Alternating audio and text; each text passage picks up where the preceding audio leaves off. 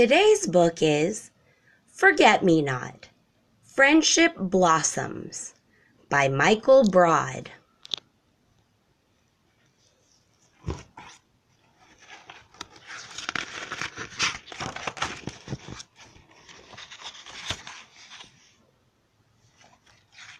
Okay, and if you want, you can look for this little bird on every page. When the herd arrived at the watering hole, Forget-Me-Not stayed close to his mother.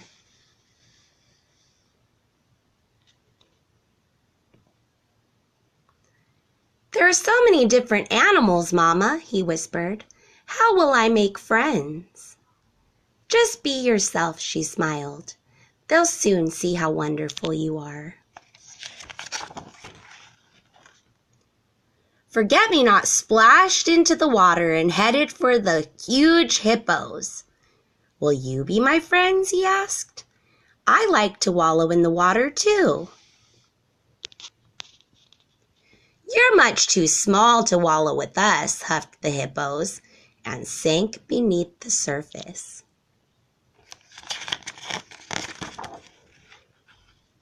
"Will you be my friends?" he asked the lazy lizards who were sailing in the sun.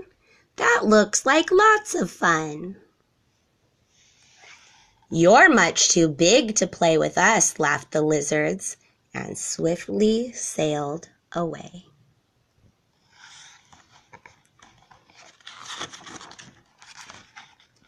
Forget-Me-Not approached the other young elephants, feeling sure that he was almost the right size. "Will you be my friends?" he asked. "I'm not too big or too small to play ball." "You're too young to play with us," they said, and turned their backs on the little elephant.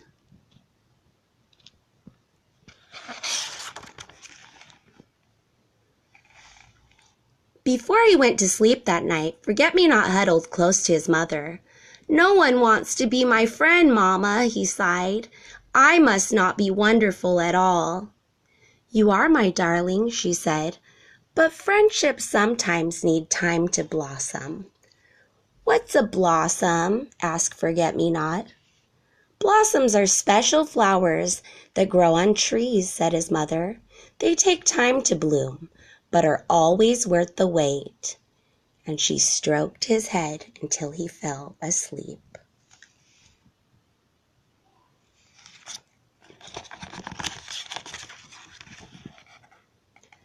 Forget-Me-Not didn't really understand what his mama meant about blossom, but he remembered that it had something to do with trees and time. So the next day he waited below the bare branches in the woods. He felt very much alone until... "Hello, I'm Cherry," said a voice from above. "What are you doing?" Forget-Me-Not looked up to see a young giraffe peering down at him. "I'm waiting for the blossom," he said. "Me too," gasped Cherry. "My mama says the blossoms are beautiful."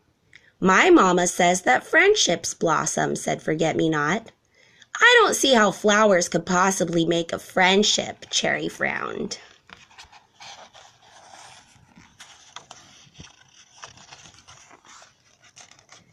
Forget-Me-Not and Cherry stood beneath different trees, each waiting for their own particular flowers to arrive. "Do you want to play while we wait?" asked Cherry. "Okay," Forget-Me-Not shrugged. As the days passed by, Forget-Me-Not and Cherry spent all of their time together. They played tag among the trees and chased butterflies around the trunks. Sometimes they simply sat in the shade and enjoyed each other's company.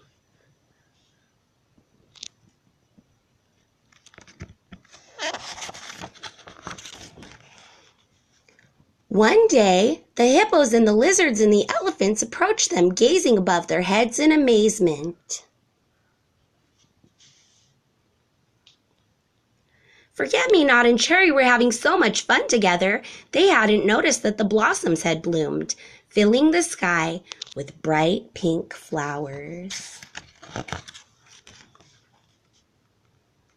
Everyone wanted to play with the blossoms, but the hippos were too big and the lizards too lazy. And like Forget-me-not, the young elephants couldn't stretch their trunks up that high.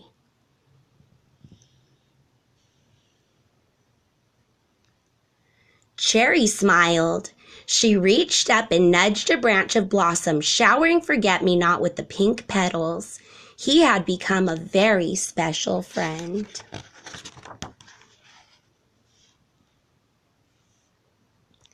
Forget-me-not invited the other animals to join in their fun, and soon he had lots of friends. He did not mind at all if they were bigger or smaller or older than him. But Cherry was always his best friend, and like his mama, she thought Forget-me-not was wonderful.